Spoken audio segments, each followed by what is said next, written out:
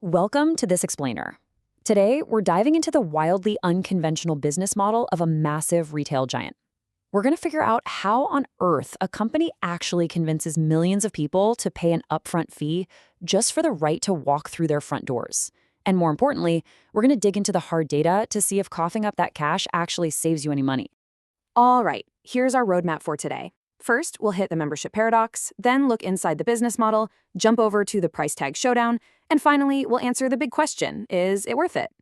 Let's start right in with part one, the membership paradox. This is where traditional retail logic gets completely flipped on its head. Think about it. We've actually been conditioned to pay just for the privilege of shopping for decades now. It all started way back in 1976 when Saul Price founded the original Price Club in San Diego, aiming to sell to small businesses at near wholesale prices. Then, in 1983, James Sinegal and Jeffrey Brotman launched Costco up in Seattle with a very similar vibe. Realizing they'd be better off joining forces in such a low-margin industry, the two officially merged in 1993.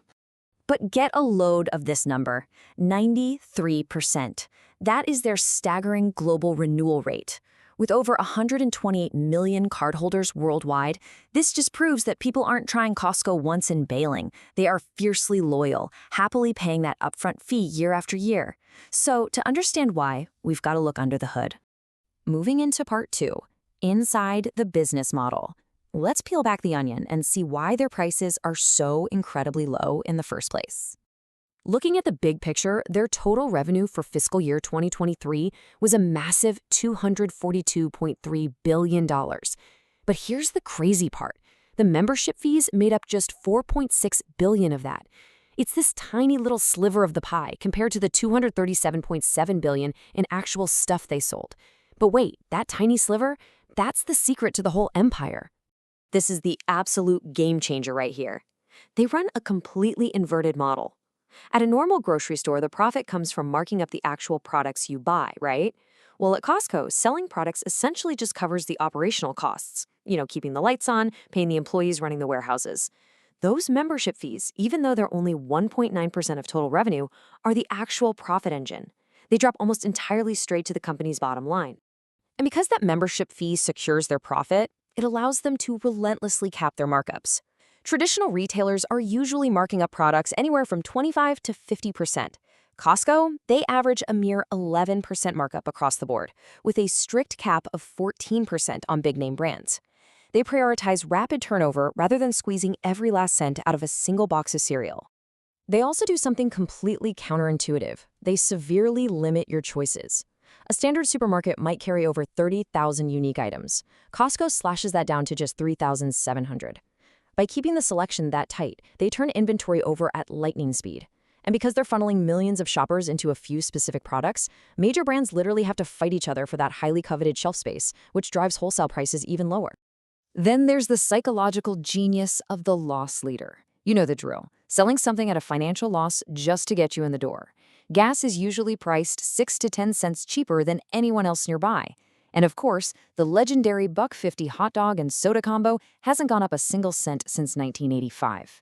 These deals absolutely guarantee you'll swing by, and once you're on the property, you're pretty much guaranteed to wander inside and fill a cart. All right, part three, the price tag showdown. Let's leave the corporate strategy behind, hit the grocery aisles, and see how these markups hold up against rivals like Walmart, Target, and Kroger. The actual savings here are honestly kind of wild when you look at the per-ounce prices. Let's take a basic healthy staple, like spinach. You are paying a whopping 70.1% less for spinach compared to standard Kroger sizing. You get a giant 40-ounce bag for just $4.49, while Kroger charges $6 for a much smaller 16-ounce bag. Got a sweet tooth? It works there too. A massive tub of red vines averages out to be 52.1% cheaper than the top supermarkets. You're paying 17 cents an ounce instead of the 36 cents you drop at a standard competitor. Even the bakery is an absolute steal.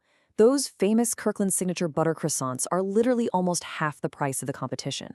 At 24 cents an ounce compared to a 47-cent average elsewhere, breakfast is a major win at the warehouse. Okay, so it's a no-brainer if you're a family of 6 filling up an SUV, right? But what if it's just you? If you are a budget-conscious single adult, buying a gallon of mayonnaise might just lead to a bunch of food waste, which completely wipes out any savings. So, does paying that $65 base fee actually make sense for a household of one? Which brings us to part 4. Is it worth it? We dug through crowdsourced data and personal finance forums to figure out exactly who benefits most and how you can maximize those savings. We found this great insight from a frugal living community that really hits the nail on the head. They basically said, look, if you stick to the right shelf-stable items, coffee, paper towels, laundry detergent, vitamins, the math absolutely works for a solo shopper. You literally don't even have to buy fresh food to make this a winning move. The solo shopper strategy really comes down to 3 basic steps. Step 1, you bite the bullet and pay the $65. Step 2, you focus heavily on bulk non-perishables and pharmacy items. And step 3, as long as you have a little extra closet space, that upfront investment pays for itself in roughly 4 months. After that, it's just pure savings. So what are the actual winners and traps here? Well, over-the-counter allergy meds, major winner. Grabbing a huge 350-count bottle of generic allergy pills can save you over $100 a year all by itself. The traps, though, are bulk perishable produce, where things go bad before you can eat them, or those giant snack boxes where you just get totally sick of the flavor halfway through the box. And honestly, solo shoppers have some brilliant pro tips. Some people skip the food aisles entirely and just stock up on basic clothing, like their famous $17 Kirkland joggers, or they just strictly use the gas station, and that alone justifies the fee. Actually, fun fact, in some states, local laws mean you don't even need a membership to use their pharmacy or buy alcohol. But if you do shop for food, the golden rule is buy big and go infrequently. It cuts way down on your impulse buys. So as we wrap up this explainer, I want to leave you with a question to chew on. Costco makes us feel like absolute insiders, like we're brilliantly beating the system with every giant pack of paper towels we buy. But with that rotating stock, creating this highly addictive treasure hunt vibe in the store, are you really mastering the bulk buying math, or are you just another happy, willing participant in their brilliantly inverted retail psychology? Thanks for tuning in, and remember to always look closely at the numbers behind your everyday choices.